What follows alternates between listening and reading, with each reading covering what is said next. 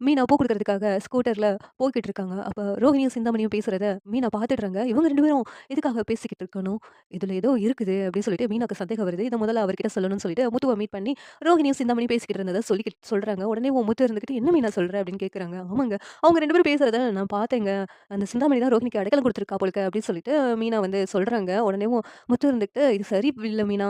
அந்த ரோஹிணி, அந்த சிந்தாமணியும் சேர்ந்து இருந்தாலேவும் ஏதோ பெரிய திட்டம் தான் தீட்டுறாங்கன்னு நெனைக்கிறேன்" அப்படின்னு முத்து சொல்றாங்க. ஆமாங்க. அதுவும் இல்லாம அந்த வட்டி குடுக்குறவன் நம்ம வீட்டுக்கு வந்துட்டு சிந்தாமணிய வேற தெரியும்னு சொன்னான்.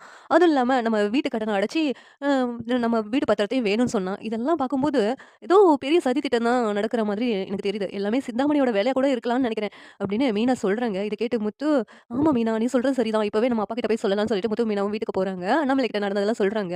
"என்னடா சொல்ற முத்து?" அப்படின்னு கேட்கறாங்க. "ஆமா. அந்த சிந்தாமணியும், ரோஹிணியும் சேர்ந்து பேசுறத நான் பார்த்தேன் மாமா. எனக்கு என்னமோ பெரிய சதி தான் பண்றாங்கன்னு தோணுது மாமா.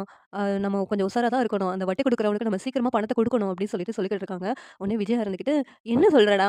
சிந்தாமணி எனக்கு எதிரா என்ன சதி பண்ண போகுது? நல்லது தான் பண்ணும்" அப்படிங்கிறாங்க. "நீங்க சிந்தாமணிய நம்பாதீங்க.